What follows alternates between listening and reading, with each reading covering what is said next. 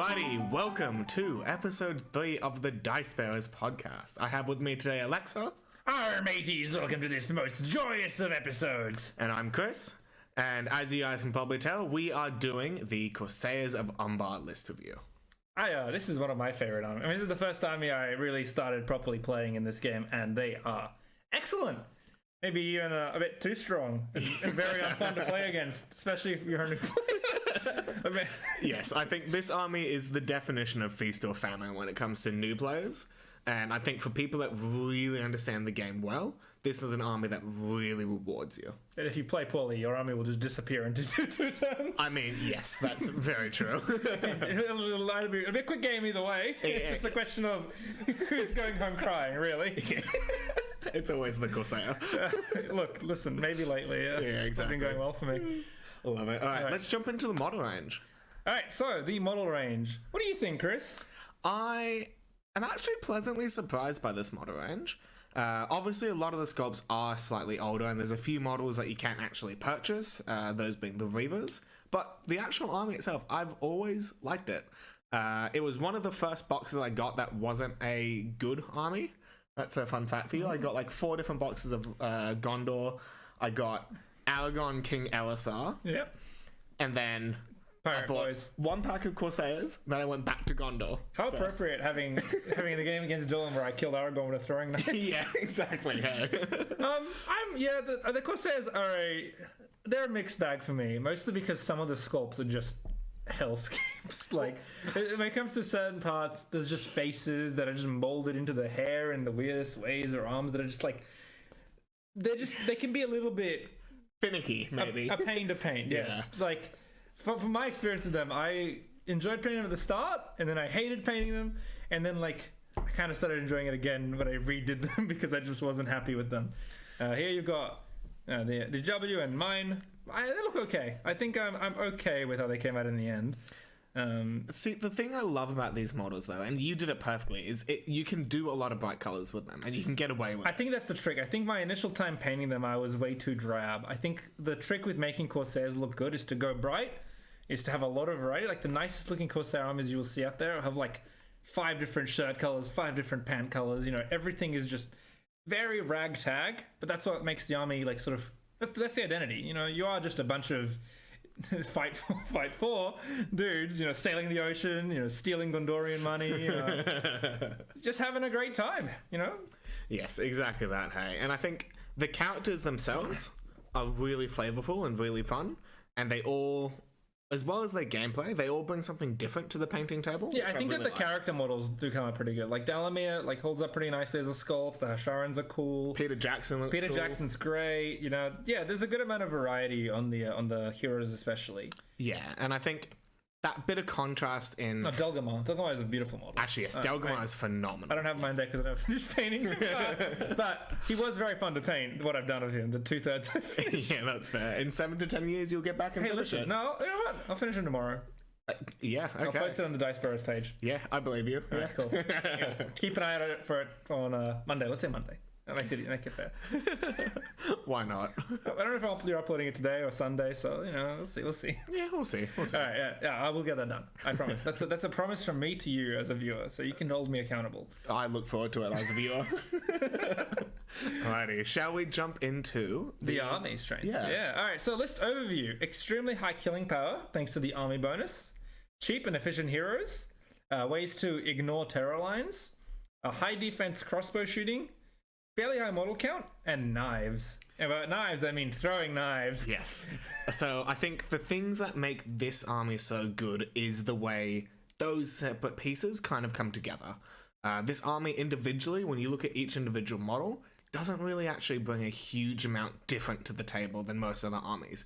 It's the combination of the fact that you will usually bring 50 models, and most of them will have throwing knives, and you have ways of dealing with terror models, and you have cheap heroes, and you have high killing power. And you have backstabbers. Backstabbers is the big thing. So, for those who don't know what backstabbers does, essentially, if a model that you are striking is trapped, so knocked prone, or just can't make way, or can't get out, can't back away, you get a +1 to wound, which is huge. And when you play Corsairs, you will learn so many ways to engineer traps that you will never go back. You will have like you like normally when you play, you get a trap here and there, you feel cool about it. When you're playing Corsairs, you're hungry. You just wanna find every single trap. It makes you a better player playing Corsairs because you get this like obsessive need to get traps. Yes, and I think it's hysterical watching Aleksa play with Corsairs because he starts every single turn he has priority and just going, where's the traps? Not even like where can I make the trap? Yes, and he goes, how can I back away towards this not trap to become a trap? Yeah, you'll just learn so many things about the way backaways and traps work by playing this list.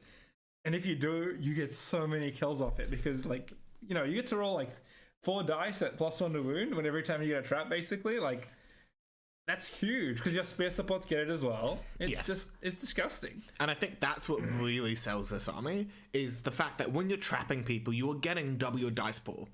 But then you also, in this case, just get a +1 to wound as well. It's so disgusting. Especially with some of the hero options like Dalamyr. With the full rules to wound with Bane of Kings at +1 to wound is terrifying. It is obnoxious. That's 12 chances to wound. Yes. That's at +1 to wound. At +1 to wound. Sorry, I know. It's crazy. Now, let's talk about the weaknesses. Yes. Your army melts. You're D3 or D4. That's I mean, there is some slight upside, as we'll talk about later when we get into some tactics, also known as shooting your own guys. But beyond the self-inflicted casualties for benefits, you can just disappear. Your army can just get mulched in 2 turns of combat. If you get unlucky, you can just lose like so many guys when you're stuck on D3, D4. Yeah, and I think combo that with the fact that most of your heroes don't have any staying power. In fact, other than Dalamyr, you don't really have any reliable frontline killing model other than, again, him and the Harsharins. Yes, we're very similar. But yeah, beyond him, all of your heroes, you don't have any other strike heroes with him besides him and the Harsharin, and they're quite low might. You're sitting at fight 5, which isn't bad. It's solid, but for your leader level heroes is not that impressive. And everyone's 2 wounds. Defense 4, defense 4 or 5 on your heroes. Exactly. There's a lot of stuff that makes your heroes not like you can't just throw them into 3 guys every turn and be like, I'm gonna win. They're not like Gondor. You can't just chuck a hero in and say I'm shielding for a turn or 3. Yeah, I mean, you can do that. You can shield. The shielding part is probably actually one of the better parts aspects of the list. I agree. Shielding is fantastic, but you don't have the reliability. That the issue is you can't just lose and live. That's the actual downside. Is that if you shield, you've got you have to win. If you take the option to shield and then lose as a Gondor hero, you're probably gonna live and then just do it next turn again.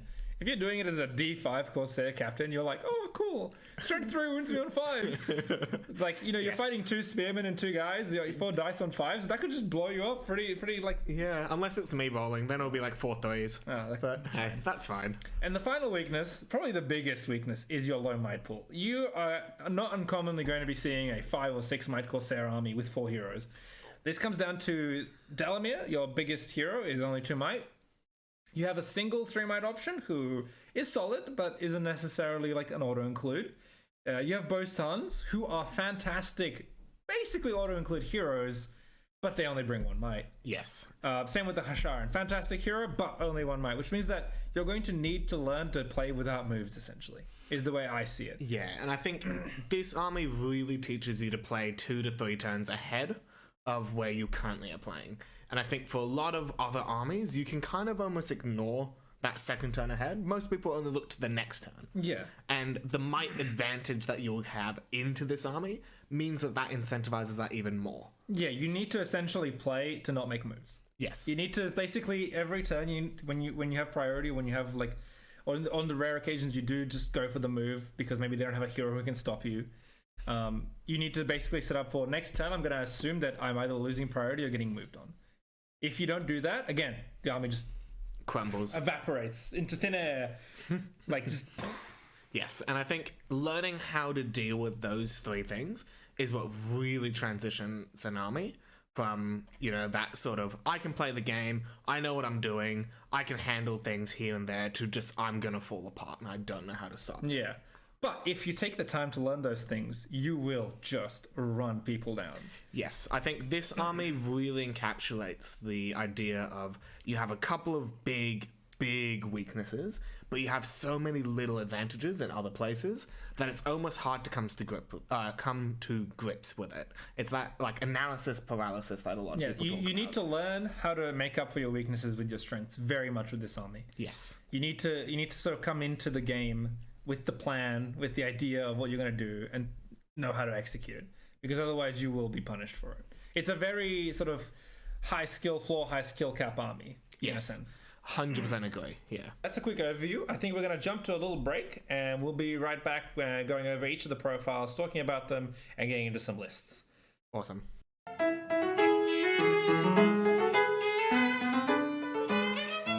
Let's get onto it. Yeah. The army bonus. Corsair models get the Backstabber special rule. This applies to your warriors and your heroes. So as we talked about it really quickly before, the Backstabber special rule, when you're making strikes against a trapped model, you get +1 to wound. And this applies to your heroes and your warriors, and that's a huge part of it. Like, that's what makes Dalamyr or, any other Corsair hero you bring really scary as a threat. Even like your captains can put out some real killing power with 2 attacks going to 4 strikes at +1 to wound. Yes. Suddenly, those Strength 4 heroes fighting Defense 7, those Strength 3 troops fighting Defense 6, they just turn into machines. Yeah, like, you're essentially getting two-handing whenever you get a trap for free, essentially. Yes.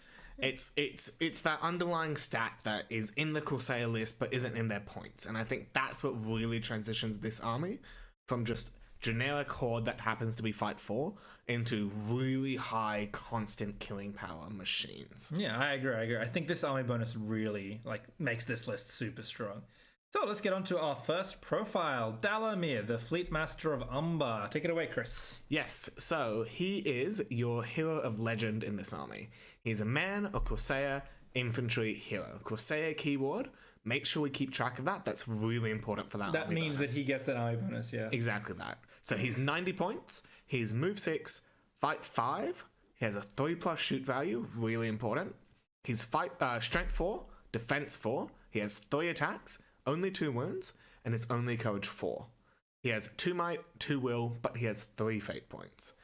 His war gear options is a sword, throwing daggers, and smoke bombs. Smoke bombs are a throwing weapon with a strength of 1. Any model that is hit but not slain by this weapon must immediately expend 1 point of will or get channel transfixed. That is an absolutely devastating special rule to have on a throwing weapon, essentially. You get to freely throw it into the combat. If it hits, it doesn't even have to wound, it just needs to hit. But it comes with one big downside. If you roll a 1 when you roll a hit, you lose your smoke bomb. So you can use that might point, or even both might points if you really need to move that 1 to a 2 to at least keep it, or that 1 to a 3 to hit with it. But if you do ever roll a 1, you cannot use smoke bombs for the rest of the game. He has 2 heroic actions. He has strike and defense. His special rules is Bane of Kings and Stalk Unseen. So he has Bane of Kings giving you full rerolls to wound, and Stalk Unseen meaning if there is any terrain feature between him and an opponent who is more than 6 inches away, that he cannot be the target of anything. And he has one more special rule, which means that he can never be trapped whilst standing. Yeah. Aleksa, what do you think? Oh, he's phenomenal. The smoke bombs are a really interesting ability to have. The thing that they actually make him amazing against, more than anything, is monsters. He is one of the most efficient ways to deal with non-hero monsters in the game. Because the way his smoke bombs work, if you target a hero with them who's got 3 will, you're going to need to hit 3 smoke... Assuming you have no other ways to get rid of their will, if they don't spend or anything, you need to hit 3 smoke bombs before you get the transfix off.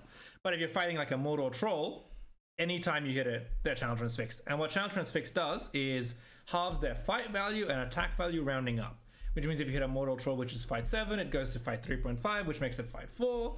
Which means the Dalamyr is higher fight base than the troll. Yes, and I was going to say, that's the huge deal.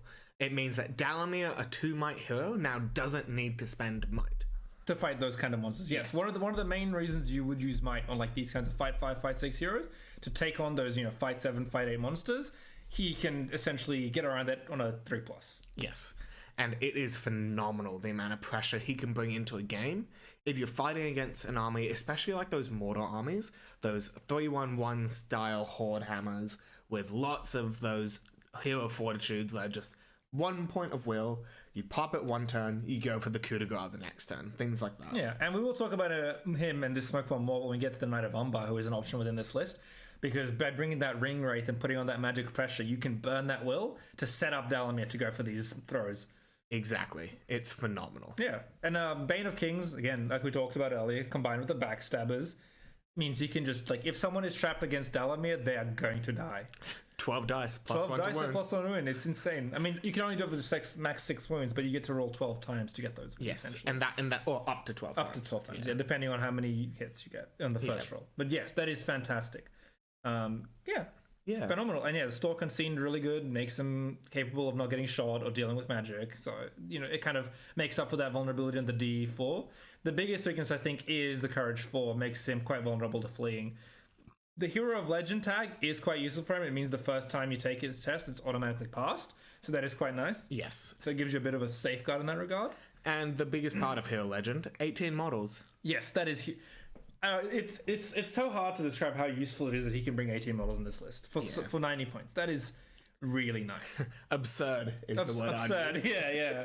Shall we go on to our next profile? Slightly less absurd, but still pretty good.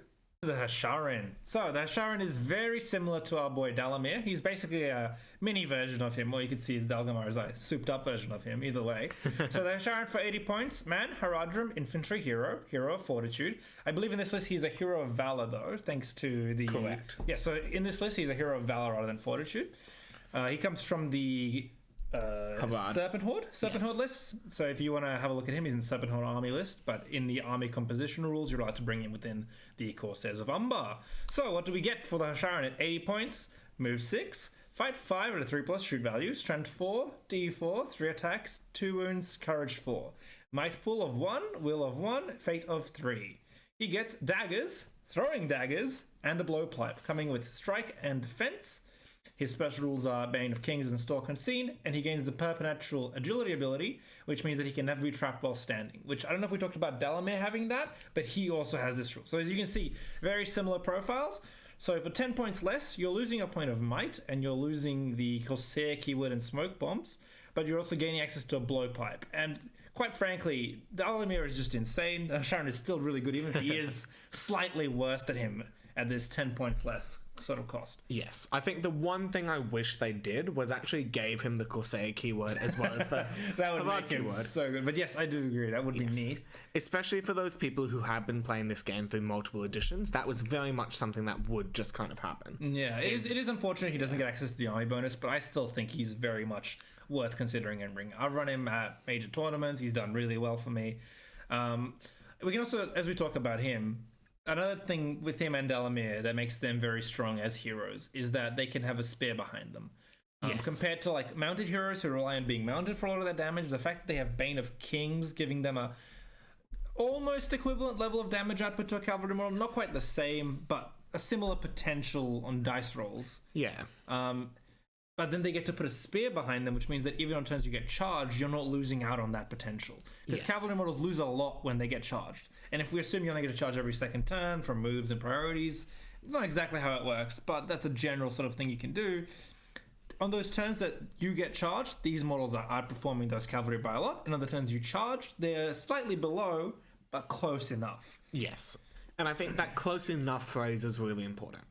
The idea of a Harsharin in a Corsair army list is to be that model that kind of goes through either with another hero, for example, with a Dalamyr or with a Delgamar, and uses them as the 1-2 punch, the coup de grace to go assassinate heroes. Yes. They're either doing that, or they're sitting slap bang in the middle of your lines with Reavers on either side, Corsair warriors backing them, and you're just playing the army front to back because you need to get kills up. The Harsharin and Dalamyr have a sort of versatility in that they can be very effectively switch between killing troops and killing killing heroes, because they're on those small bases. Like, that's the other sort of major advantage over cavalry heroes that the Harsharin and Dalamyr have. Being on that smaller base makes them so much easier to sneak into like traps and kills on heroes. Yeah. They don't have the movement or quite the same killing power, but the actual mobility in a fight once lines have met is actually extremely high on them. Yes, and I think it's really, really important to remember that these models are the ways you actually compete with a model like an Azog or a big killing monster that is trying to crunch its way through someone's army. He is the model, these Harsharins, that can actually go and keep tempo with them for at least a couple of turns. Yeah, and they can also threaten medium-sized Fight 5 heroes with their strike. Exactly. If you set up a trap for Dalamyr or Harsharin on a hero, you can probably kill them. Dalamyr, especially Harsharin, is not quite as likely because he doesn't have the +1. But still, he still gets to roll 12 dice because of the trap and the Bane of Kings. So against those 2 wound, 1 fate heroes like captains, they are fantastic. Yes, 100%. Yeah.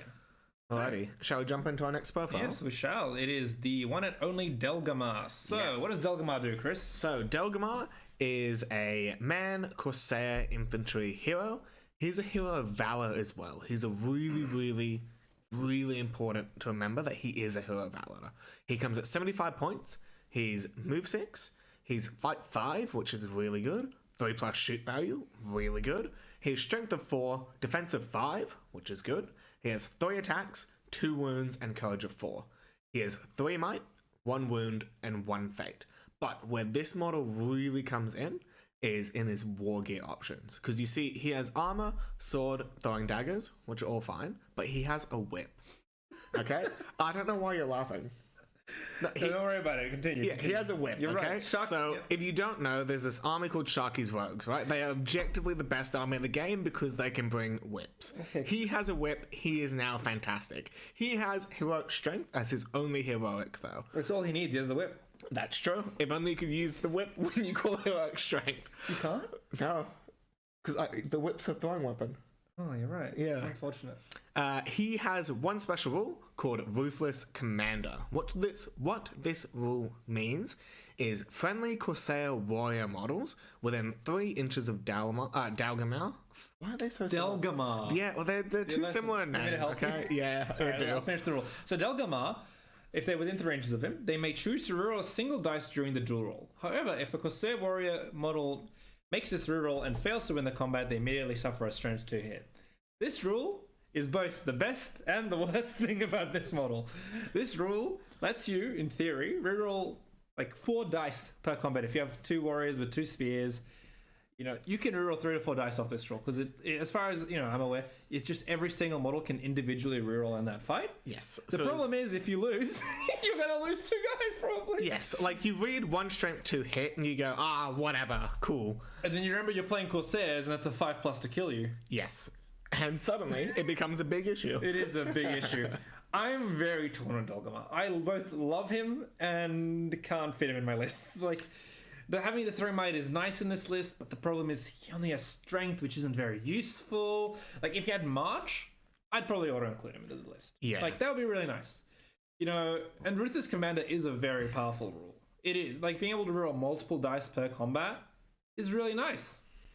But then the situations you sort of look at where you're rerolling multiple dice, they're very low percentage things to happen, or you're fighting higher fight armies, and then you're kind of like, well, if this is happening, these points could probably better be spent somewhere else on like an average looking sort of situation. Like on average, what he's bringing you isn't as much as what other things can bring you, in my opinion. That's from my experience. I've run him a fair bit.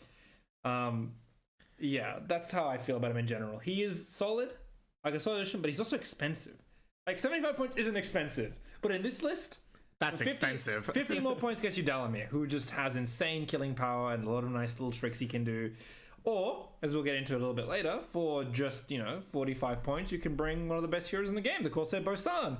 Yes, and I think that's the big issue I have with Delgamar, right? Is this model for 75 points, yes, it's a little bit more efficient in that you can do it more than once per combat, but he's basically providing a banner effect, right? If that's how you look at this model, as just a 3-inch banner effect that also happens to hurt you when you lose. The downside is what kills it, really. Yes. Compared to a 45-point model who just is a 3-inch banner with no downsides. Yeah. Like, that's the trade-off that I really struggle to justify with this model. I agree with you, he's one of those models that I look at on paper and go, why is he not in more armies? And then I write an army and I go, wow, he's not in my army again. That's how I felt. Like, when I first saw him, I thought he was fantastic. And then over time, I've just sort of mellowed on him. I do want to try running him more now that I've sort of had more experience. Because when I was running him, I was quite new to the game. I think now I'd have more success with him than I did in the past. I think he's a tricky model to use. I think when you use him effectively, he will be quite powerful. I just think that the other options in the list will have more power, essentially. Like, he doesn't match up quite as well with the other options in the list. Yeah, I've really struggled to make use of that whip, I'll be honest. You have throwing knives, just use them instead. No, you have a whip. Why would you use throwing Let's knives? just move on. Moving on to the next profile, the Corsair Captain. Go ahead, Chris. Yes, so for 50 points, you get a man Corsair infantry hero. He's your hero of fortitude. He has a movement of 6. He's fight 5, which is surprisingly good for a pirate. He has a 4+ shoot value. He has strength 4, defense 4, 2 attacks, 2 wounds, courage of 4, 2 might, 1 will, and 1 fate. He has a sword and the patented throwing daggers. Knives, let's go. Yeah, exactly, right? He has heroic march as his heroic actions, and he can bring all of these for 5 points: a bow, a crossbow, a shield, or a 2-handed axe. They're solid. The problem with them is similar to Delgamar, is the next profile we're going to talk about. But yes, Corsair captains are quite good. Being able to be at fight 5, like, it's a solid captain profile. I think we talked about it in the Dale episode that fight 5 is a really nice value to be at. Yes, especially for a captain. The thing that makes them really scary is the backstabbers, really. Yes. Like, unironically, 200 axe actually, the more I think about it, is a terrifying thing to put on this model. Like, it makes him a hero killer. Yes. You just 2-hand, you're piercing strike to strength 5 against the D7 hero, and you're winning him on 4s, 3s. Right? No. Yeah. Yeah. Yeah, you're winning on 3s. Yeah. That is the like, if I was going to run this, I'd use it as some sort of wacky assassin captain. I'll tell you what, if you put him with Dalamyr into Thor, King Under the Mountain, I might actually kill him. I would be scared about actually having a wound put onto him instead of just my Arkenstone lasting forever. You might do it. There's a chance. Yeah, like that's what I think about this model. I think, again, the main issue is the comparison to the Bosun, as we'll get into in a bit. But if you want to run the Corsair Captain, I think running him with that 200 axe and just going for kills with him on heroes, very solid option. Yes, I think realistically the way you're going to see this model used the most is either a crossbow or a shield, though.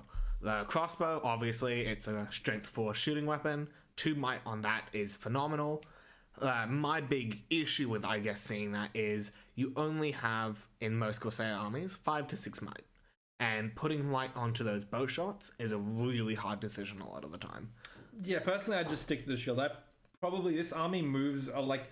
The way I tend to see this army play for me is that the crossbow models themselves stay back until they join the fight, but I feel like the heroes you want to keep with your line, and they want to be moving every turn, setting up, jockeying, and when you're calling moves, they're often going to be they're going to need to move at the front, and you're going to need these guys for your moves. If you're going to be calling moves with anyone, it's going to be the captains. Yeah, and I think that's the thing, right, is this army needs the movement actually with the heroes. You can't just randomly have a hero stand on an objective, or standing in your backline shooting. You actually need all of your parts coming together. Yes.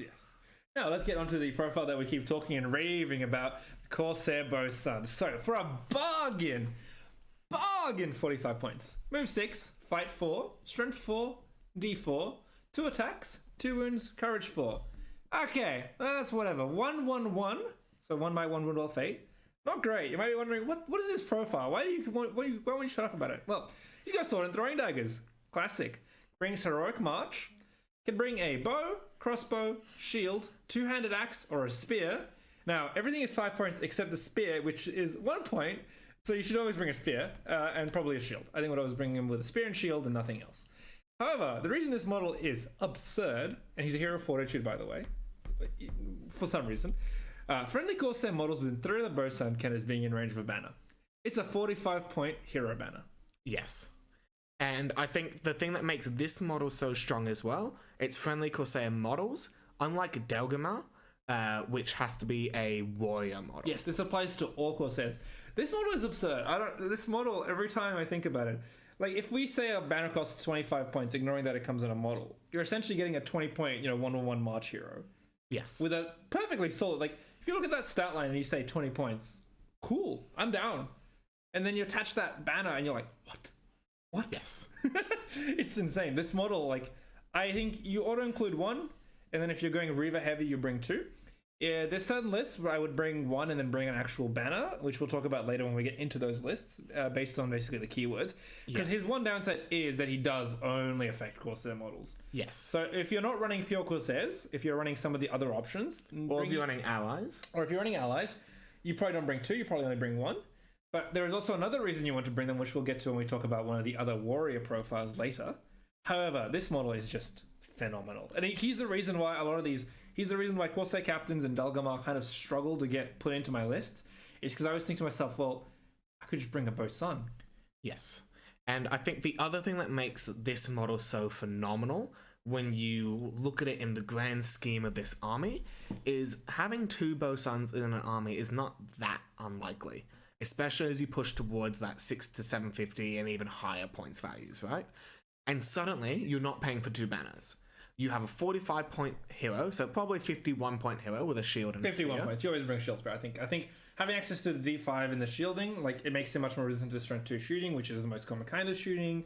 It also makes him just being like, if he ever gets charged, you just want to shield with him and have him not die. He just needs to stay alive as long as possible because he's your banner. Yes. The sort of downside compared to a banner is you can't pass it on, but there are a lot of situations where your banner might not get passed on anyway due to the circumstances, and it's a lot harder to kill this model with no -1 with the access to shielding than it is to kill a banner model. But you're not paying for the banner. That's the thing, right? Yes. And that suddenly means that if you have two bow suns in your army, you're paying for 50 points worth of stats, that being two banners, which you actually haven't invested a single point Well, you've paid a little. Like, I think that this hero without that would be like a 30, 35-point hero. But either way. But yes, I agree. It's just so cheap. It is. Yes. It is very cheap. And the other upside is it lets you bring more troops. Yes. And they bring you 12 models, which is just phenomenal. Yes. Why he's a hero of fortitude, I'll never know, but that's okay. It's all right. Well, listen, I'm happy that he's a hero of fortitude. But that might be because I play Corsairs. I don't know. I feel biased. Yeah, exactly. Right. Well, let us get onto our first warrior profile then. Let me just send Chris. Yeah, so we have a Corsair of Umbar.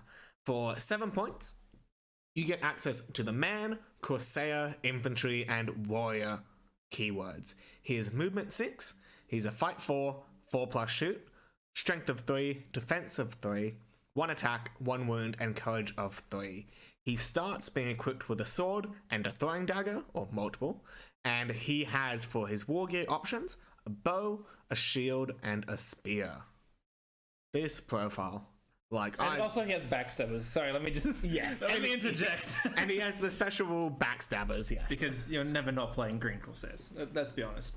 It's just so hard to look at this model and get past how cheaply you can bring so much to the table. It's because of the D3. That's the thing. Yes. You sort of... If you ignored the defense value, you'd be like, this model's phenomenal. And then you look at D3 and you're like, oh, I see. But when you stack yourself so much into your strengths, if you can leverage them to sort of get past your weaknesses, it can make the army feel very strong. Like, if you ever get into a situation where you have dice advantage across the board and you get a bunch of traps, your opponent can crumble so quickly it can feel like, well, it doesn't matter that you're D3, you win every fight and I just die. Yes. That's the scary thing about Corsairs. Yeah. Now, there's a few different things to consider with how you run your Corsairs. Not bringing shields is actually not necessarily a bad thing. So we're going to talk a little bit about tricks and tactics here. One of the key tricks with Corsairs is you struggle to deal with super big heroes unless you bring the Knight of Umbar, who we'll get to a bit later. So if you're dealing with like an Azog, Aragon, etc., you can't put Dalamyr into them. You can maybe call a defense for a turn and live, or tie them up for a couple, but those heroes will just cleave your army if you let them. Yes. So what you do is you put one unshielded Corsair in, and you say, everyone with a knife, whoosh, and a crossbow.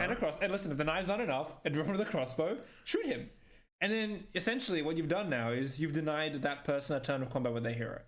And there's even a good chance you've probably popped a wound here or there. Popped a wound, dismounted. Like, there's a lot of things you can do. Because the strength 4 crossbows are threatening basically every hero on 6s at worst. Short of, like Thrall or something, right? So if you're shooting, like 6 to 8 crossbow shots a turn, every second turn you're probably popping a wound. So, like, that's very scary. You put them on this timer, and because you deny them the combat, you deny them the heroic combats, which is a lot of the threat of these big mounted heroes is they can heroic combat. They can kill 4+ models in a turn. If you get priority, you put one guy into there and then shoot every crossbow into him.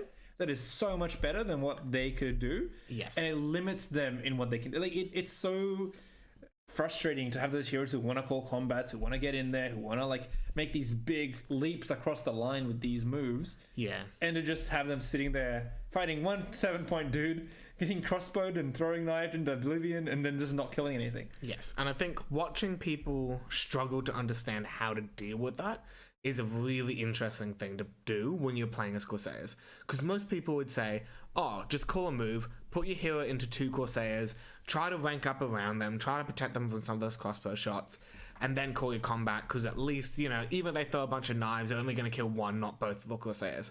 Cool, that hero just spent 2 points of might. Like, suddenly, that might advantage, they probably will have 8 to 10 might. You as a Corsair will probably have 4 to 6, right? No, you're probably 5 to 6. It's on 50. You're looking at 5 to 6, and then depending on the build, you could maybe get to 9, but it's a very unlikely setup. And so, if you're pressuring 2 of those heroes doing that, suddenly they're paying 4 points of might for the one turn they want to do a heroic combat, and that's a huge swing. And being able to force that momentum swinging here and there to make them spend the extra point of might that they don't want to make them lose that heroic and not have a turn of keeping up with Harsharin killing 2 models a turn. Like, it suddenly is going to add up, and really, really, really badly for you as the opponent of this army. Yeah, you as a Corsair player, you have to decide that every model in your army is expendable.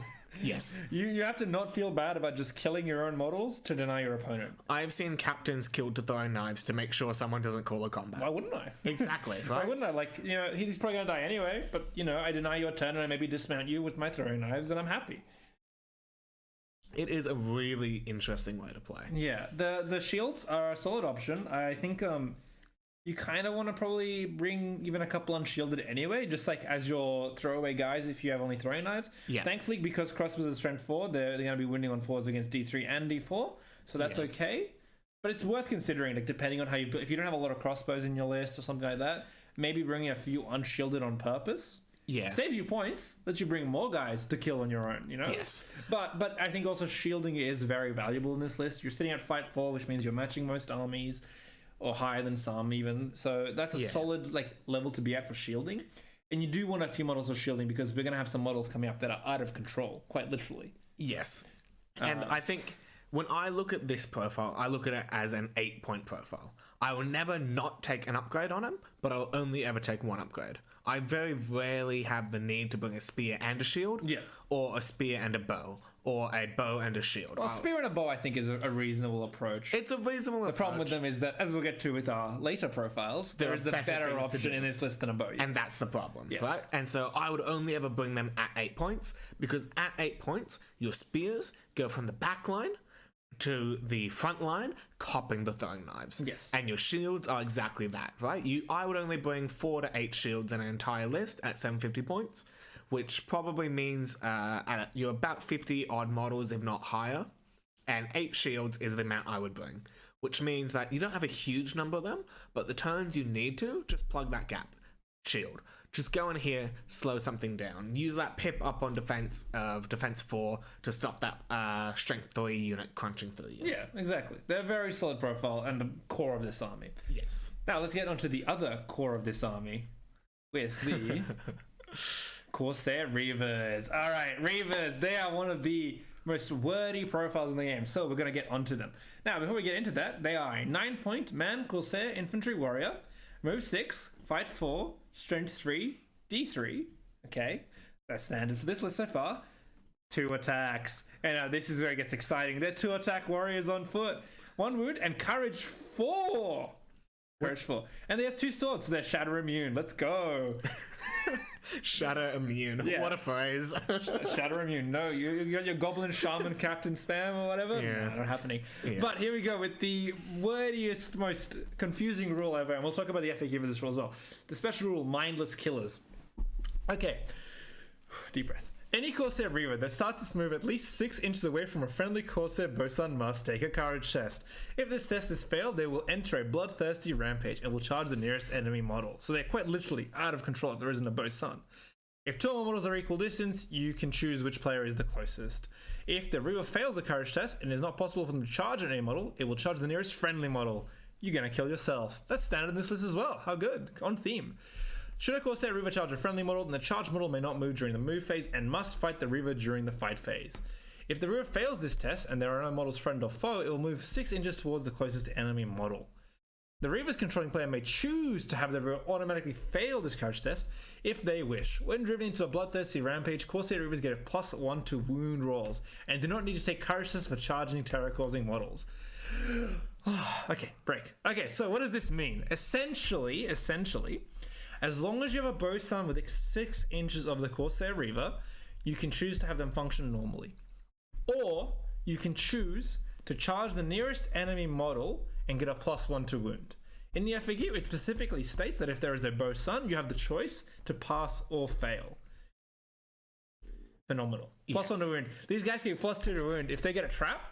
So ignoring even the 2 attacks being fantastic, these guys can hit +2 to wound.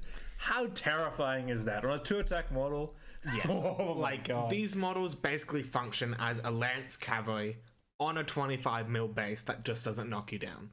Like 2 attacks at fight 4, there's a good chance you'll be winning a lot of those fights, and even if you're not going to be winning, most of your opponents are likely going to be shielding anyway. They are such a terror to face. Yes. You get charged by a line of Reavers and you're just like, oh my god, if I lose, I'm just going to get melted. Yes, dwarves melt to these guys. That's how crazy their killing power is. Yes, they are phenomenal. I think that Reavers are...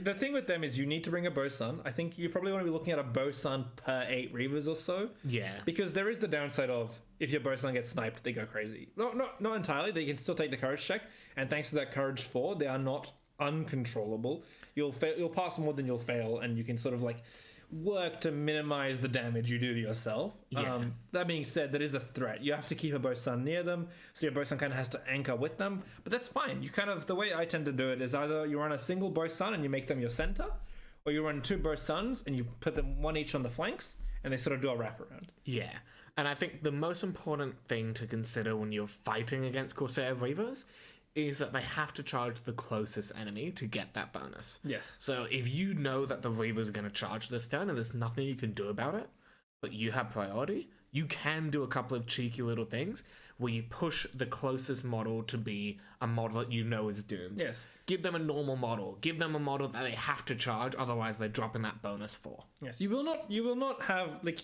on the turns you charge, you'll maybe have half your Reavers at the +1. Yeah. Because there are a few cheeky things you can do. So like you can charge the closest model and then the model adjacent to it, and you'll still get the bonus against the adjacent model because all you have to have done is charge the closest. Yeah. So if you set, again, this is another one of those sort of high skill floor, kind of models where learning how to manipulate them to get the most +1s in a turn, and then also as many +2s as you can to those traps, is a really big part of getting the most out of them because they're stuck at D3. That is their downside. They are 9-point models, which is quite pricey, that are sitting at D3 no matter what. However, that is also their biggest strength, I think, for 2 reasons. Firstly, the way throwing knives interact with you means that you can kill them really quickly if you're in a bad spot. And the second thing that makes that defense 3 so good is how cheap this profile is. I think if you look at a 2-attack +1 to wound style model, obviously with restrictions, if you look at that sort of profile, you'd be guessing it would be somewhere around that 12, 13 point sort of thing. But because it's defense 3, because it's so easy to kill, like Elven shooting kills on a 4+. And like with the prevalence of elves in our meta at the moment anyway, or even just any shooting just kills them. Like, yes, they melt so quickly. And so it is actually one of those really tricky things, right? Yes, they're phenomenal, and that 9 points seems like a bargain, but as the opponent, it's you can deal with them because you can control who they're charging when the Corsair doesn't have priority, and you can deal with them with your own shooting, with your own gimmicks around how to deal wounds quickly and that sort of stuff. Yeah, exactly. Again, they're very similar to this whole list. This whole list is super stacked on the strengths and super stacked on the weaknesses. So the trick really is maximizing your strengths, minimizing those weaknesses, trying to find ways to get them in without getting shot to pieces, or finding those setups where you get as many of them on +1s, and trying to use all that. Another thing here on the presentation, you can see the ignoring terror is actually really useful. Fighting terror armies with Corsairs is so much easier thanks to these models. Yes, because usually when you look at a terror army, you basically have to knock a pip off of every single courage value in the entire list. list, right? You look at Dalamyr and you say, actually, he's only coach 3. You look at a Corsair warrior, actually only coach 2. You look at a Reaver and you say, actually, he's fearless, actually. Basically, yeah. And those terror armies are really going to get frustrated by that because a big part of their gimmick is not letting you charge for a turn or two. Yes, and most of those armies usually are paying quite a lot to bring ways to manipulate your opponent's coach values and ways of slowing down how the game works. And they'll usually be quite low fight. Yes. Army of the Dead and Angmar are the two biggest ones, I would say. Both of those are fight 3 armies. Reavers love fighting fight 3 armies because you with just a single spear and 2, like, you're rolling 4 dice with the reroll. Yes. You're going to win so many fights against those armies just because you're fight 4 and they're fight 3, and then you're just going to cleave them. Yes, and I think even just having 1 or 2 turns of having 8 Reavers in an army go to town and have fun with their opponent will just end so many models. And it's just like being able to see the middle of an army line just disappear over 3 turns to 8 Reavers. Yes, those Reavers probably die by the end of the 4th turn, but they've traded probably much more than they're worth. They can do so much damage so quickly, yeah. Yes. I've seen 8 Reavers, so 8 Reavers, they're 9 points each, so 72 points, literally take out 200 points of someone's army before the last Reaver dropped. And that was just the 8 Reavers and spear supports behind them. It is insane how much killing power 8 models can They are bring. such good models to put 2-on-1 fights into. Yes. Because they'll get the +1 against both, you chuck a feint in there, and the fights you win, you can go for pretty reliable double kills. Yes. Delgamar is the model that loves this guy. But also hates because he just kills them on 5s. That's true. That's true. Yes. Like, yes, that is an option. I think if you go like for a really Horde Reaver heavy list and you want to try and really just push crazy like wins on fights, like win a lot of fights really quickly, you go for a really high risk, high reward sort of playstyle. Bringing Delgamar with a lot of Reavers is a pretty neat approach. Yes. And I think it's really interesting how much this profile changes the way Corsairs list build and changes how they play the games themselves. Well, it just means that Bosuns are even more auto-included than they already are. Yes, or in that part of list building, I completely agreed. But like, how do you actually bring Bosuns and the Reavers in the right matchups, in And the where right do you put them? positioning, Yeah. in the right ratios, in the right screening, all those sort of questions. There's a lot of stuff. There's a lot of nuance because when you first look at this profile, you're like, I'm going to bring everything as a Reaver. And then you think about it, you're like, wow, I can't do that. Yes. That wouldn't work. But then you're like, I'm going to bring a lot of Reavers. And you're like, okay, well, let's start figuring out what's the best ratio. I think my favorite list was it 500 points for the Skirmish League, where I brought like 24 Reavers and like 8 Spears. And it was like double Bosun, Dalamyr. I think it was like 500 point list with like 24 of these guys, 8 Spears and a couple crossbows. And that list is just this boom. Yes, I very much remember you talking to me about this list and being very glad I was in a different video. Because you were just like, oh, how do I deal with this? And you're like, oh, I guess I just remove models. Yeah, me and my dwarves are like, yeah, I'm glad I'm in the next pot over. All right, let's get on to the next profile here. We've got the Arbalesters. Go ahead, Chris. Yes, okay, so this is by far my favorite model in the entirety of this army list, and I'll happily explain to you why. For 10 points, you get a man, Corsair, infantry, warrior, and they are a move 6, fight 4, 4+, strength 3. There's a slight mistake here. It says defense 3. Just cross that out because it's actually defense 6. They're 1 attack, 1 wound, courage 3. They come with a crossbow, dagger. Weirdly, this one doesn't get thrown, and a pavis, which is a passive special rule. The giant shield provides the bearer +3 to their defense value, so long as the bearer is not engaged in combat with another model. The bearer may use the rules for shielding, although they will not gain the +1 defense, as they also carry a crossbow. Basically, what this means is rules as written. Okay, Chris. Right? If you back away, you are no longer engaged, which means there is an argument to say this model is basically always defense 6. Now, obviously, if you play that, there's going to be more than one problem going on. However, this model is an always defense 6 shooting crossbow. Yes, effectively, it's D6 against everything that isn't strikes in combat. Yes. Effectively. Which means if you fall out of a building after trying to get out of it, you're defense 6. I've had so many. You get held by a troll, you compliment on defense 6. Yeah, Yes. you get your sorcerer's blast and your D6. Like, this wooden shield just blocks. Saruman's like, oh, I'm gonna blow you away, and you're like, You know what I think it is? I think they're just really, really, really good at, like, behind the boats surfing. And they saw Legless in this movie, right? Do this weird thing on a staircase, and they're like, hey, watch this. And they just jump off buildings and live. Basically. But yes, Corsair Arbalesters are a fantastic profile. Coming in at 10 points is really solid. You can kind of think of it, if you compare it to like a regular Corsair warrior, you're losing the throwing knives, and then you're paying essentially 2 points for the crossbow and 2 points for the pistol, essentially. Yes. And they're still really solid combat profiles. Like, the thing with them is, one, they can shield. So if a 4-5 man unit of guys comes to try to take out your crossbows, they can just shield and live, or they can quite easily just turn it into a killing field because they're just going to run out, trap everyone, and just kill them. The way I like to use them is in little, like, 3-man little groups where all 3 models sit in base contact with each other and then sit in, like, 4 to 5 inches away from each other. And then they can sort of, like, come to support each other or shoot into each other's combats. Or there's a few different options for what you can do and how you set them up. But I think keeping them in those little subgroups and that are within range to support each other when charged, but having different arcs of fire to get as much control on the board is the right option. Yeah, 100%.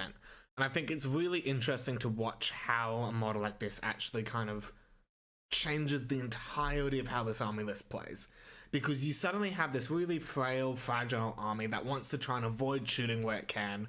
Yes, the normal Corsair warriors have bows, and bows I actually think are a fantastic addition to certain armies and certain army lists and how you want to play the game. But just being able to say, actually, I'm also just got crossbows that are D6. And just having them there in the back lines, this army can bring 50 models easily, which means you're getting 17 crossbows if you want to play the list like that. I think you probably, if it's 750, you're probably looking at 14 to 15. You don't want to quite hit bow limit. I think it's excessive, especially because they are 10 points. That is quite costly. Obviously, it's quite comparable to most of the other 4+ shoot crossbows. But still, that is a costly profile.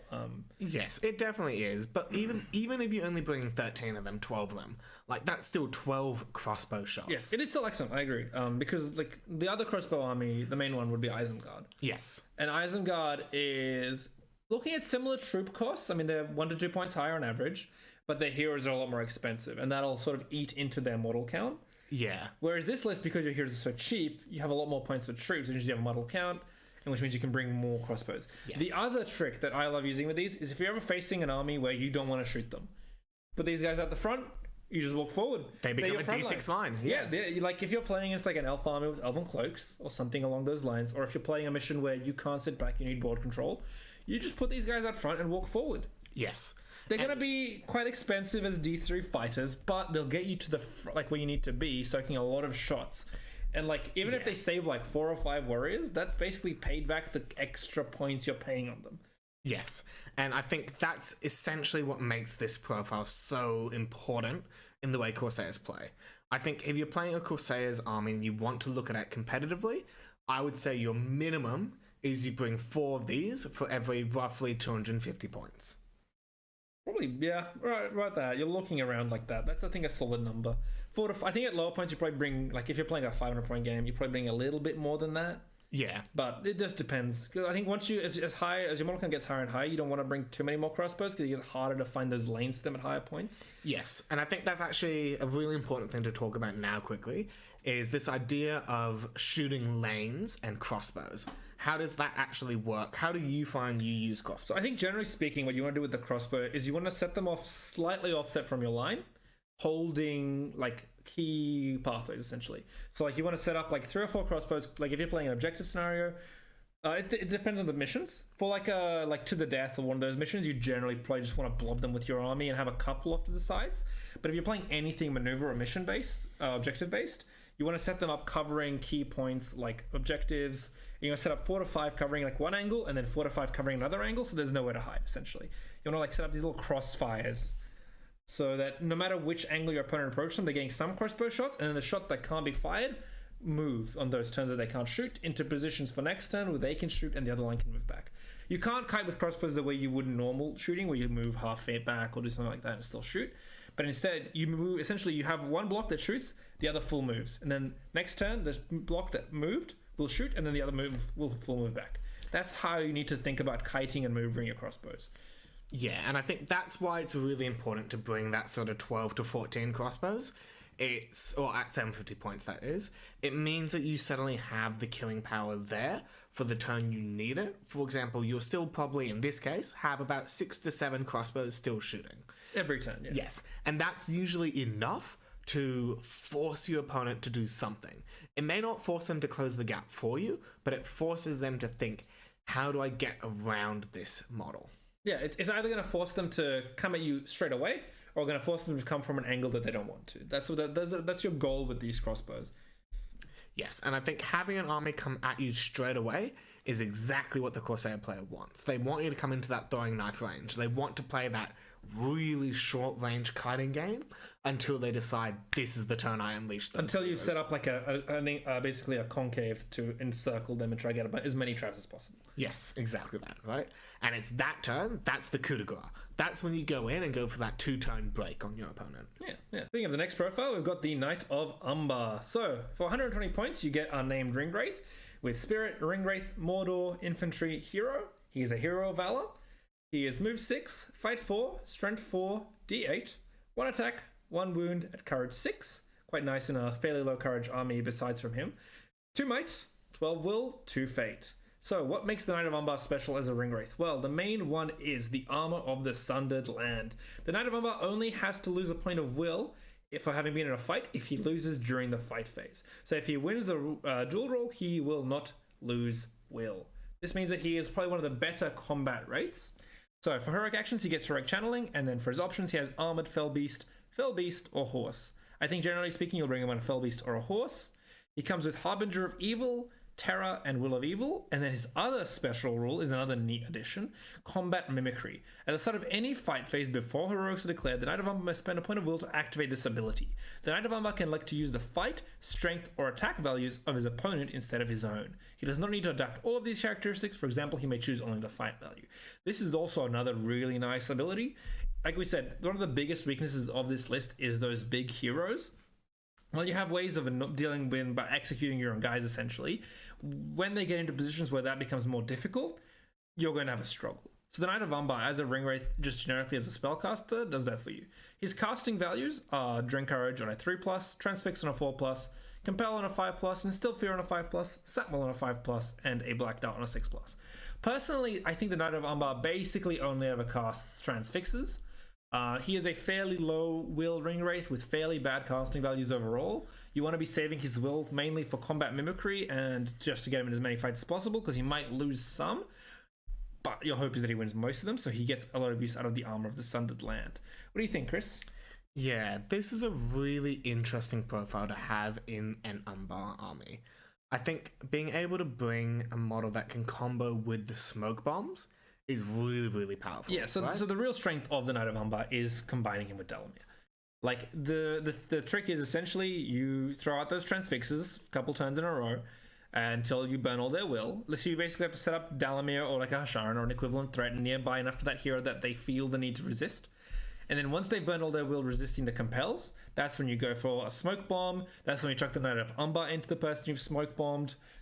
And even the kind of reverse also works. If you burn their last will with the smoke bomb, for whatever reason, having to go first, and then next turn you channel transfix them. That's the kind of thing you're looking at to get the most use out of this profile, is to use him alongside Dalamyr. They're a 1-2 punch, which is very powerful. Yes, and I think the most important thing to remember with this profile is when you use the combat mimicry rule, it will take the baseline value. Yes, so the channel transfix is a very solid option with him, because while you will half their fight value down, you hit the channel transfix, you still get their base value. Yes. The downside is that you do it before heroics are declared, so if someone calls a strike onto you, you will no longer be even fight to them. Yeah, correct. So you don't want to be putting him into unspelled, like just a hero flat, you probably don't want to put him into, unless the hero doesn't have a strike, in which case you can get decent odds, especially with if you're fighting a 3-attack hero, using combat mimicry to get 3 attacks and then getting +1 from your monster charge or your horse charge, either or is a very solid option going up to those 4 attacks. Yes, and I think looking at this profile and saying, if a smoke bomb ever stops a hero and gets that channel transfix down, this model just goes straight away for the coup de grace. And the other great setup is he brings you a mount of some kind, either a horse or a fell beast. And that lets you knock someone down for Dalamyr, which makes getting a trapped state to get the +1 to wound much, much easier. Yes. The other thing that Knight of Umbar enables us to do is he synergizes really well with Black Numenoreans, who are an option in this list. And we'll talk about them next.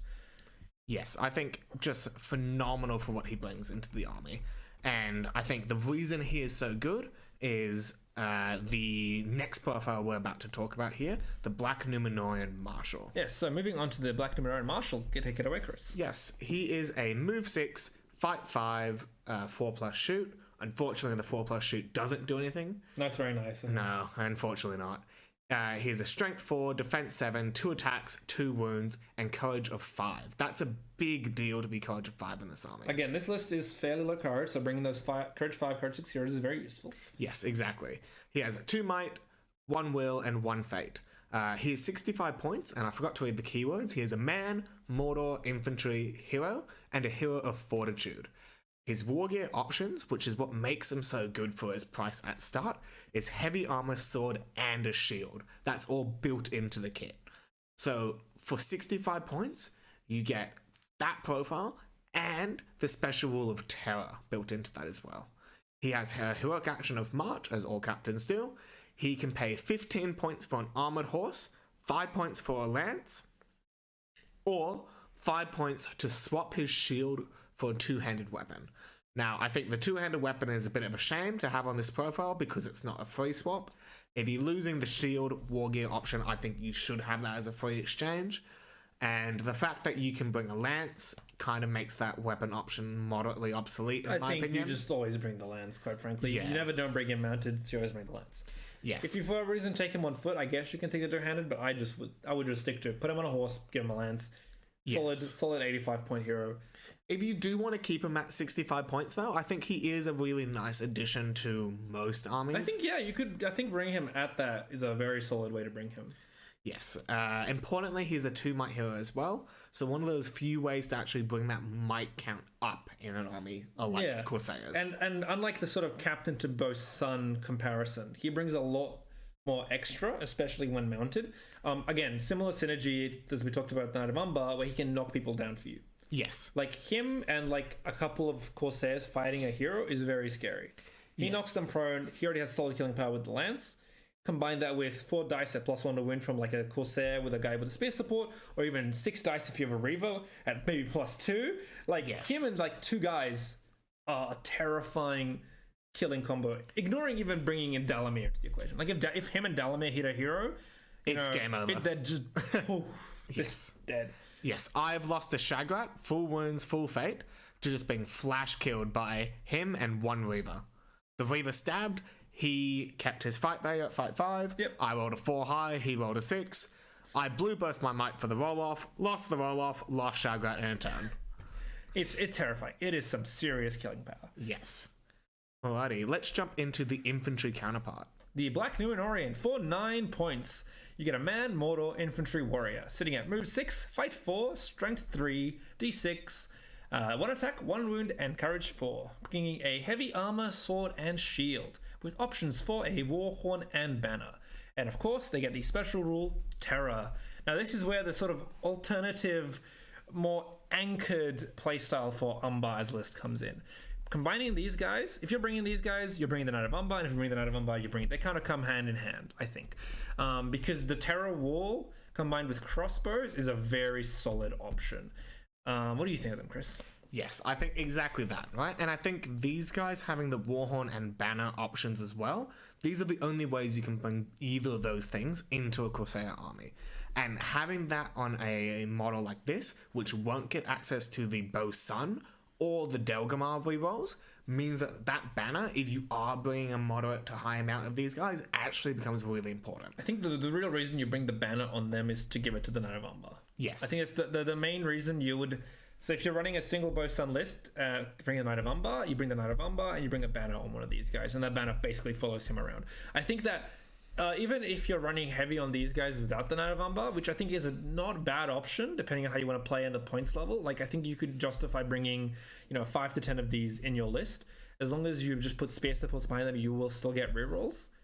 But if you're bringing the Knight of Umbar, now the incentive to bring that second banner is really high. Yeah.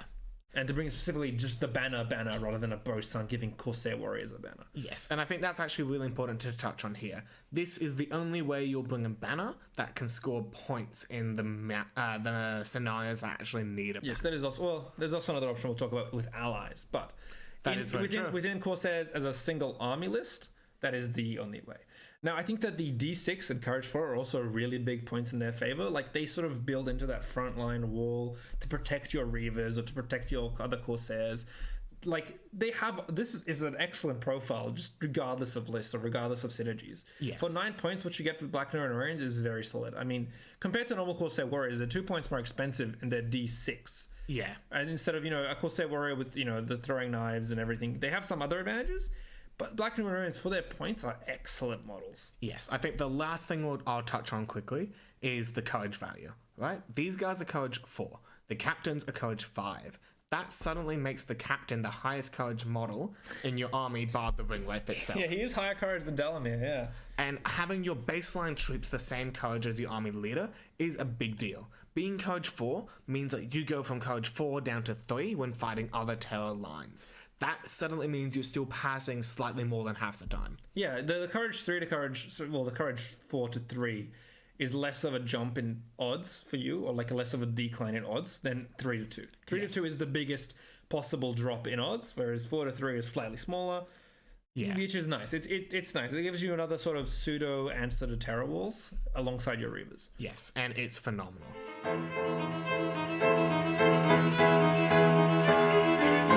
Let's get on to our allies, Chris. Yes, so we are green allies to Horde, the Serpent Horde. That's the only green ally you can bring, which makes it, I think, the most obvious ally. It's the only ally, I think. I don't think you would ever want to play Corsairs without backstabbers. I mean, there's a few armies that you could bring it into. Like, I can very easily see you bring it into a Mordor army. I could very easily see you do things like that. But I think Mordor has enough, fight for green allies it can bring in other ways. And I think that's kind of that weird issue, isn't it, right? When you look at this army in its isolation, it can get a lot out of yellow allies, but it loses its army bonus. And when you look at other yellow allies to this army, they don't really get much for bringing these models. Yeah, and exactly. And I think the Serpent Horde actually does bring a lot to this list. Yes. Importantly, the things that Serpent Horde brings is 3 things, in my opinion. It brings reliable frontline heroes, models like Saladin. Saladin is a 3/3/1 hero of legend who is fantastic at actually doing that frontline work because he's mounted. And he's got a 6-inch banner. Yes, and unlike other banner effects, he actually just has. He's like Boromir rather than like Imrahil. He actually has a banner attached, which means he counts for those scoring in those scenarios, which is really nice. Yes, and the other thing that I think you look at when you look at allies is monsters or cavalry. Cavalry give you backstabbers automatically. So if you knock a model over, the reason why you double strikes is because they count as being trapped, which instantly gives your Reavers, your warriors, your Dalamyr, your bosun, your captains backstabbers straight away. Yeah, bringing a few cav in is a really nice way to throw it. Like we talked about with the 2 other mounted models in this list, being able to set up for your killer heroes to get that double strikes +1 to wound really easily. Even just charging into the back, because of that extra movement that cav get, charging the back line to trap them against their own spears on the turns you have priority, it just you get a lot of versatility by adding cavalry to Corsairs. Yes, and I think the addition of monsters is a very similar sort of thing. I see hurls as a fantastic way to just en masse get knockdowns. Yes. Things like that. And there's a few cheeky little things you can do with bringing monsters in. The Felbeast. Felbeast is a really nice example. The reason why I love the idea of these guys with a Mordor list is because Mordor gives you the trolls, the troll chieftain, even a great beast of Gorgoth if you don't want to go the full Mumak route, things like that. Yes, right? Yes. It's an interesting dilemma, I think. Yeah. Is the army bonus worth losing? Because it turns your army from something that, in my opinion, is undercosted, because you have to look at the Corsair models as basically having that rule, to an army that is still just bonkers good for what it can bring. Yeah, I think you don't ever. I think because you have access to a Felbeast through the Knight of Umbar, you don't really ever feel the need to go yellow to bring Mordor, I think. Yeah, it's one of those interesting ones where I really do wish Mortal was a green ally, because I think there's a lot you could do with it, but I also understand why. That would be disgusting. Yeah. All right, I think we're moving on to our lists. So we've got the Arr mateys. This is the most Horde hammer you're going to get. So for our heroes, we bring Dalamyr, a Harsharin, and 2 post sons with spears and shields. So their warbands are 6/6/5 with shield Corsairs, spear Corsairs, and Arbalesters. 5/5/5. And then we have 6 Reavers, 4 spear Corsairs, and 1 Arbalester. 6 Reavers, 4 spears, and 2 Arbalesters, bringing us to a total of 59 models. Only 5 might, as we talked about. This is a fairly low might army, and then 13 crossbows. I think the part about this army I love the most is, like, you're 1 model shy of 60 models, but 5 might.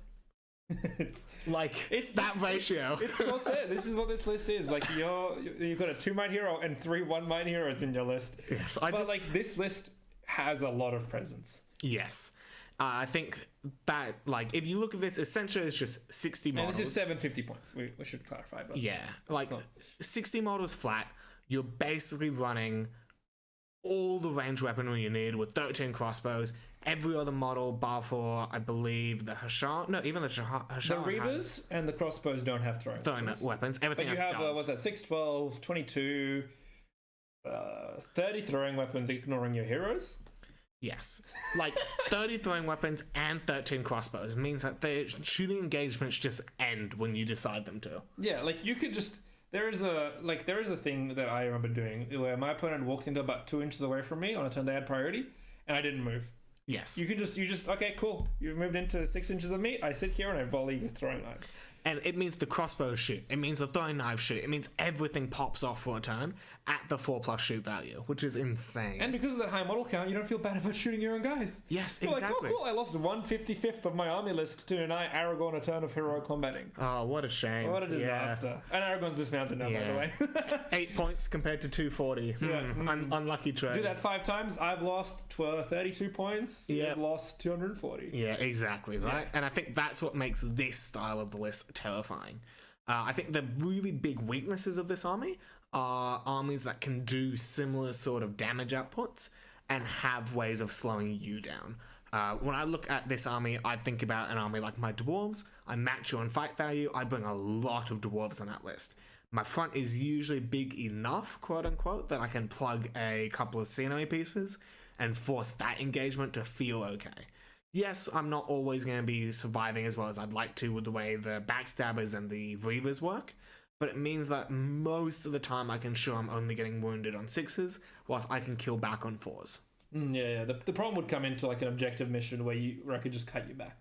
Yes. That could be a threat. The problem for you is if the Corsairs just walk back 6 inches every turn and throw knives for like 4 or 5 turns, the dwarf count gets whittled down and then we meet, that can be really scary. Yeah. For me, like, even though we do have that answer to heroes with shooting, like, a really well-played hero can find angles and can get a lot of kills into a list like this. Yeah. The real trick is, when you're playing against this list with those big heroes, is to find the places where there's the least shots and the most in the ways, and to try and deny that counterplay. Yeah, and I think that's really tricky to do when you're first starting up, but as soon as you kind of get better at learning those little things within the game, how to manage where your hero placement goes, why they should be there, and that sort of stuff, this list goes from what looks like on paper to just ungodly amounts of everything to, okay, here's actually how I pick this apart. It's those 3 big weaknesses we talked about all the way at the start. How do I deal with this army that doesn't have heroes that can actually stand up to mine, has really low defense, and not enough might to work around what I do? Like we said, this list is about maximizing its strengths and minimizing its weaknesses, so when you play against it, you have to do the reverse. Very similar to what we talked about with the dwarf list, but this list has a lot more strengths and tricks, and doesn't have as much of that front to back power. Yeah. So you kind of have to look at different answers. You have to find ways to counter the shooting, you have to find ways to sort of snipe out the bow sons, those kinds of things. And if you can do that, you can do it with this list. If you can't, this list will just... It will reave you. That's what I like to call it. You'll get reaved. Yes. It'll just run you down, and you just will be like, what the hell is going on? Yes, the highs of this list are very high, but the lows do feel quite low. Yes. This is probably the high. This is the highest model count list I've written for this. Usually I've written more around the 48 model count list. Yeah. Is what I've usually run. I do want to try this full Horde list. I think it'd be very strong. I guess that's what we're trying next, right? Yeah. How you feel about that? Listen, man. 2 Mumuks coming up. Okay, well, let's get into our next list. Speaking of Mumuk adjacent lists. Yes. So this is the list that I wrote a while ago. It's a list that I love the idea of so much. So you get to bring Saladin on an armored horse, who brings with him 2 Serpent Riders, 3 Watchers of Kana, and 5 Haradrim Warriors with bow and spear.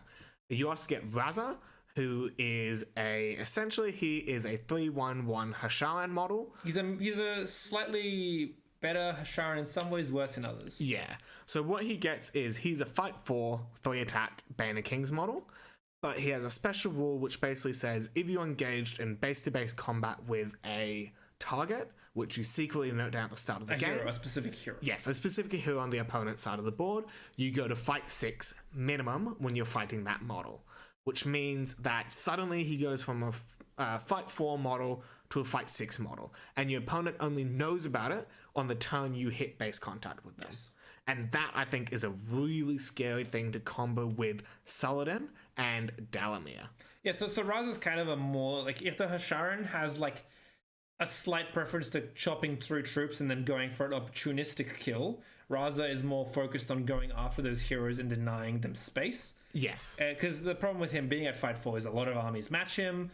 So going into, fights against like 3 or he can't go into 2 fight 4 guys with 2 spears very reliably. Yeah. In the same way that a Harsharin or Dalamyr can. Exactly. So you need to use him. He's got a similar level of damage output to a Harsharin or Dalamyr, but he needs to pick a different target essentially. Yeah.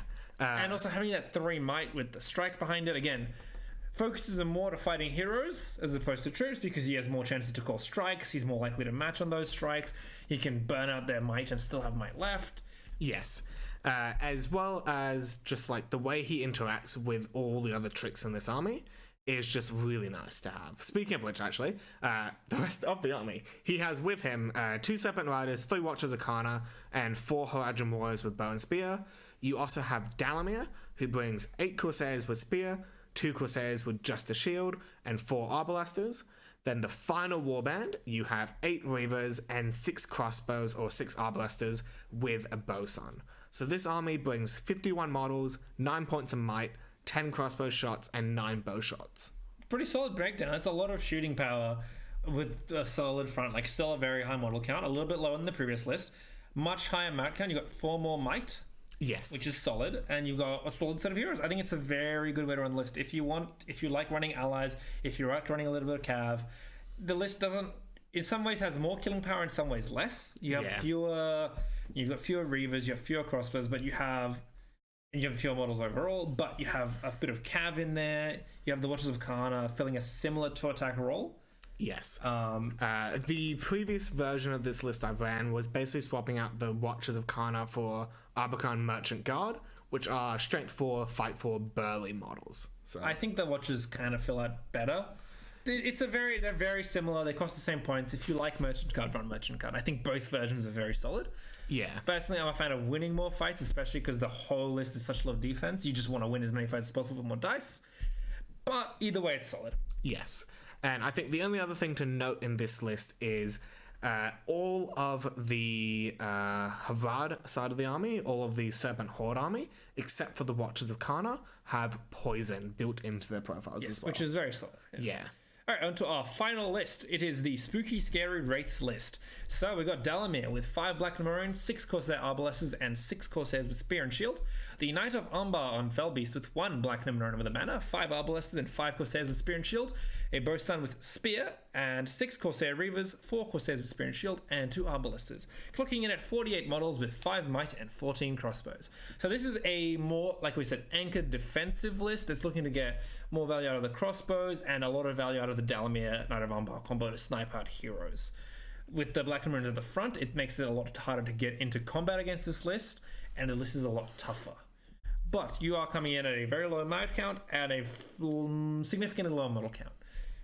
Yeah, it's a really interesting way of running a list like this, I think, because you have not a huge, absurd amount of terror models, but you have enough to try and break up that battle line. You have enough to be a front line. Yeah, and you have that killing power in Dalamyr still. You have that killing power in a Fell Beast. You have the tricks and the power and punch that the Reavers can bring, and you still have crossbows to actually force your opponent to come towards you. You have all these separate little things that function really well on their own, and it's going to be up to the player to bring those together in a way that is actually going to be dominant on the tabletop. I think this is by far the hardest of these lists to make work. In terms of just requiring a lot more skill and practice, because the Knight of Umbar is a big sink. He is at 170 on the Fell Beast. You really need to get good use out of him and Dalamyr to pick off heroes, to force things out of your opponent. The Knight of Umbar, like the thing that makes him on the Fell Beast so solid is that he is rolling 3 dice at a fight of 5.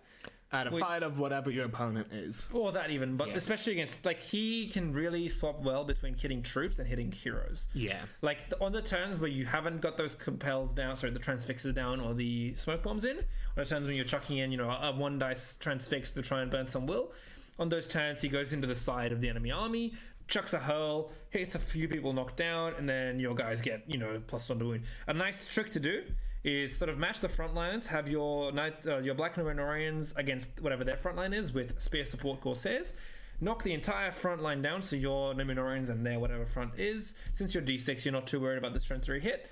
And then your Corsair Spearmen from behind, if you win those fights, get the +1 to wound. Yes. That is a very neat way to run that. And then your Black Numenoreans get back up and they sit on terror. Yes, and I remember the first time I explained that to you, how it just blew your mind, and you curb stomped me in that game doing it. I mean, it's very solid. Like, what are you going to do? It's terrifying. And yes, I think it's like little things like that, right? It's something you think about on paper, being like, oh yeah, this can kind of come in handy. I guess you get terror and all that sort of stuff. But then you actually kind of work out the niches, like knocking down just the Black Numenoreans, like forcing damage out into various different units through the utilization of that backstabbers. That's where the real skill expression for this list comes in. Yeah, like figuring out how to get Dalamyr into the right place with the Knight of Umbar and just trying to go for kills with them. Like, they are a very threatening duo, because like the amount of killing power they bring if they both hit a person who's channel transfixed is just delete. Like, again, because you can copy their attacks profile, even if you don't need the fight, you can essentially get a +1 attack for a point of will, which is very solid. Like if you're fighting a 3 attack hero, which most big heroes are. Yes, and I think the thing that I love about that model is when you do the combat mimicry, you can take as many stats as you want, right? If they happen to be a, fight 8, fight 7 model, and you've just transfixed them down to fight 4, just like you may as well steal the fight and feint, right? If you're going to do nothing else, steal the fight and feint. Yeah, like, that's the thing that can make that profile so strong. Yeah, the Knight of Umbar has a lot of tricks, and again, the Armor of the Sun letting him fight a lot more than other wraiths would, despite his fairly low will pool. Yeah, the trickiness. The Knight of Umbar is a tricky wraith to balance, I think, because you want him in combat a lot, but you also want him to cast a decent number of spells to burn their will. But because of the interaction with Dalamyr, he doesn't need to get off as many spells. But yeah, finding that right balance with him between casting spells, being in combat, how much will do you use, is the tricky part.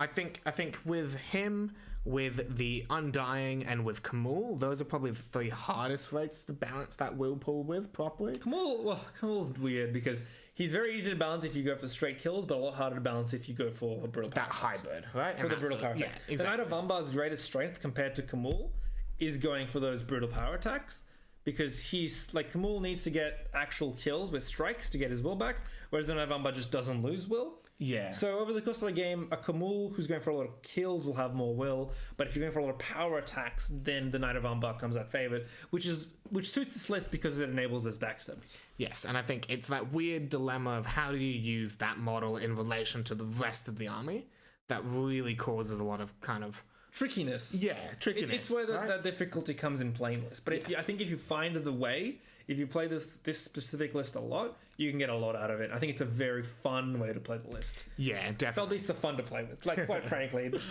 flying death monsters that also are spellcasters. It's very neat. Big spooky monster goes wah is cool. Very solid list. All right, I think we're on to our final thoughts. Yeah. So, Aleksa, what are your thoughts about this army? I love this army. It is one of my... it's the first army I played. It's an army I still come back to a lot. I've played a lot of armies since starting with this army, but Corsairs are just such a fun and rewarding army to play. I think that's the main thing. It's a very rewarding. It's an army that the more you play, the more you find things that are just like, wow, I can do this. You know? Yes, I think this army is the one that brings me the most amount of PTSD when I think about it. So Aleksa and I kind of got back into this hobby again right as he started this army list. And when I first started playing again after my big hiatus, it was playing a Mordor army, which had pure Fight 3 and only Orc models. I've got that first game. I still remember. Oh, it was a slaughter. Like, it just, like, it blew my mind how quickly this army could crunch through me. When I looked at it on paper, I said, cool, he'll win slightly more fights than me because it's Fight 4 or whatever. But you missed the 2 attacks. That's what you think. I think that's the biggest thing. The biggest thing I didn't realize was the way the crossbows would actually whittle me down so quickly as well. Yes. So it suddenly became I looked at this thing on paper and I said, cool, Fight 4, whatever, I can deal with that. I have ways around it. My model count is still higher than his was at the time. I had things I can do. Lines met. I was 8 models down. I already lost my army bonus, and then my army melted. You just get blended, yeah. It's like the Reavers, and you had a poor troll that didn't get to do anything. Yeah, like... It was just unfortunate in every way possible. Like, Fight 3, like, if you're playing a Fight 3 army against Corsairs, you're going to have a rough time, unless you have... The one army that's kind of got something going is like Angmar, because there's a lot of tricks of its own. But if you're playing like a pure Fight 3 Orc army or like something along those lines, you're going to struggle a lot. Yes, Fight 4 is a lot more fair feeling, but it can feel very rough with the 2 attacks to 1 in a lot of fights. Yeah.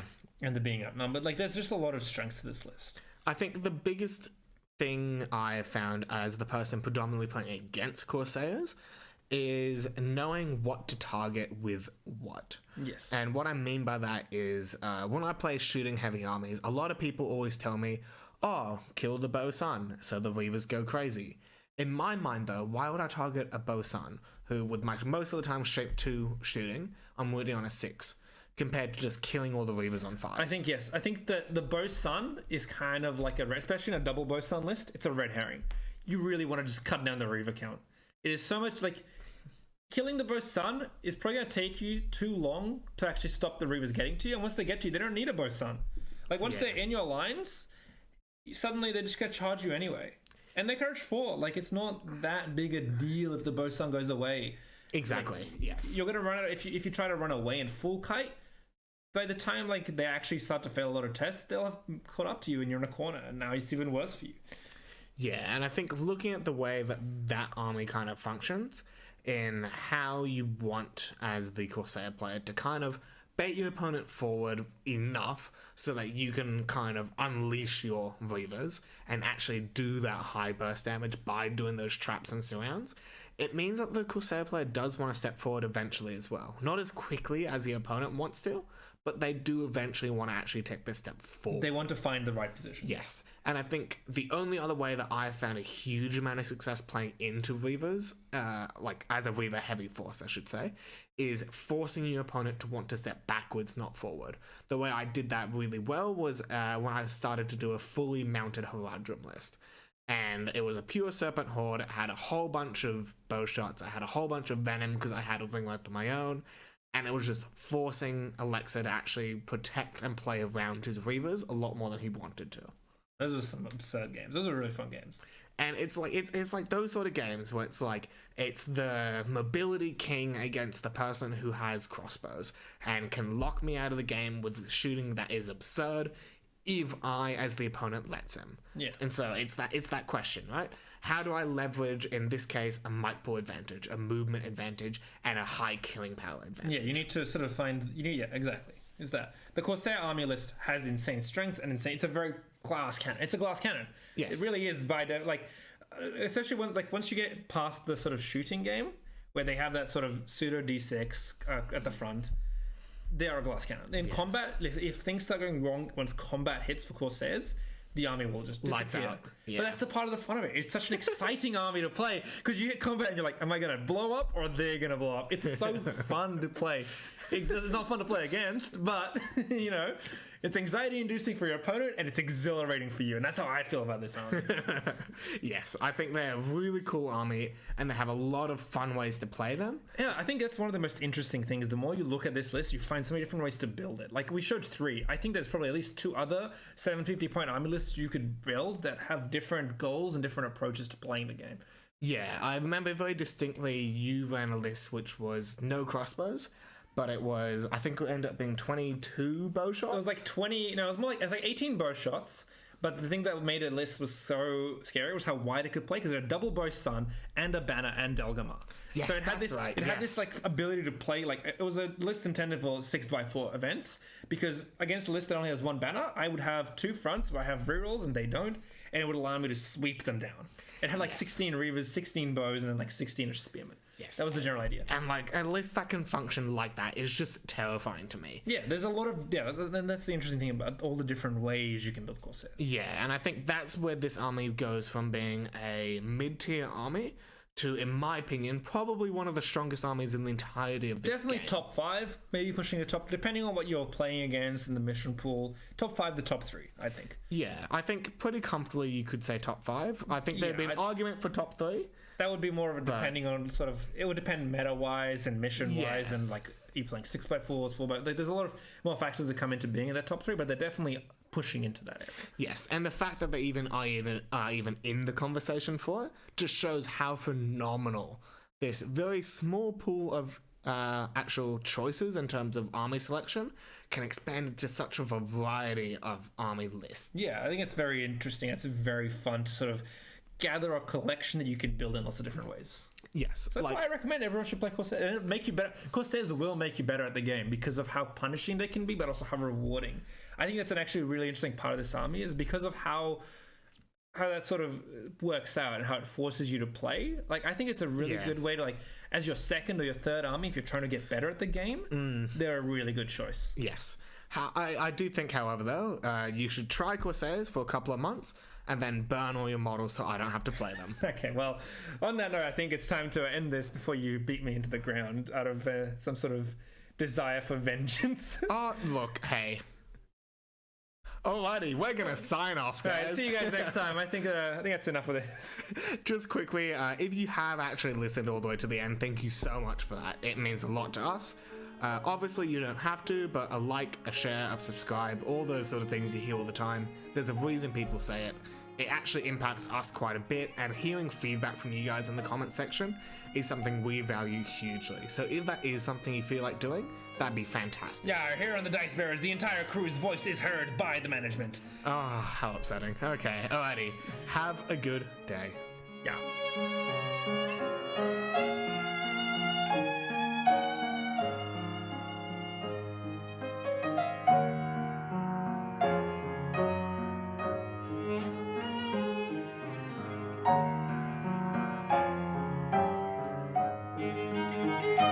Thank you.